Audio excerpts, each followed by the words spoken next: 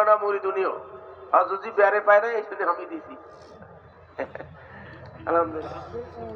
আসেন আসেন আসেন, একজন করে আসেন।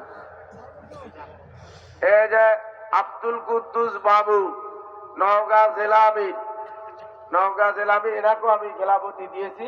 আমি যতটুকু বুঝেছি ওনারা লাখ লাখ দুরুস্ত হয়েছে, এই জন্য আমি দিয়েছি। আলহামদুলিল্লাহ। আর আছে কিনা? হ্যাঁ হ্যাঁ, আসুন আসুন। এই যে প্রিন্সিপাল সাহেব, নড়াইলের প্রিন্সিপাল সাহেব, এই 6টা কলেজের প্রিন্সিপাল ছিলেন। হজরতির একটা শুরুকালের সাথে এনাকেও হজরতি দিতে চাইয়ে পেরে পায় নাই, দিতে পারে নামি দিছি। আলহামদুলিল্লাহ খান।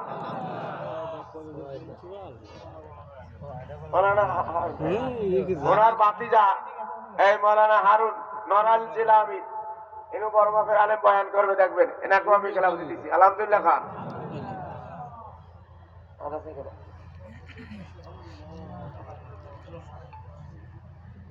এই বারোইহাটির মৌলানা আকরাম, এনেন তো না রে, বড় বক্তা, তুফার বক্তা, এনাকে আমি খেলাফতি দিছি। আলহামদুলিল্লাহ বলেন। সাহেব হুজুরের জামাই, উনিও খেলাফতি দিতেছে না রে।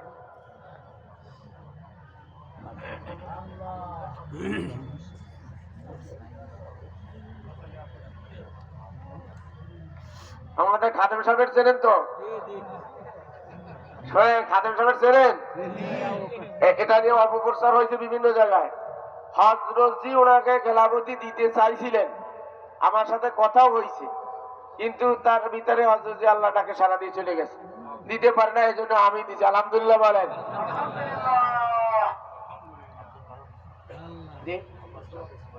হ্যাঁ আসেন আসেন, কই দেন, একটা দেন,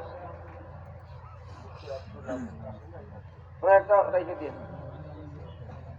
এই যে তারাস বর্তমান থানা আমির, বর্তমান তারাস থানা আমির আব্দুল সালাম ওসমানী, দুখার বক্তা, দেখবেন নি, আজ বয়ান করবেন নি, এনাকে আমি খেলাফতি দিছি। আলহামদুলিল্লাহ বলেন।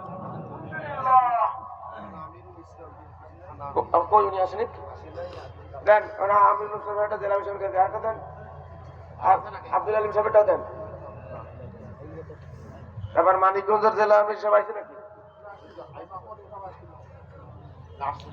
এটা হলো মৌলানা আমিরুল ইসলাম, বেলকুচি থানা আমির, ওনাকে আমি খেলাফতি দিছি। আলহামদুলিল্লাহ বলেন। ওনারটা আমি জেলা আমির সাহেবের কাছে দিয়ে দিলাম। এটা হলো মুফতি আব্দুল আলিম, চৌহানি থানা আমির আর রঘুমত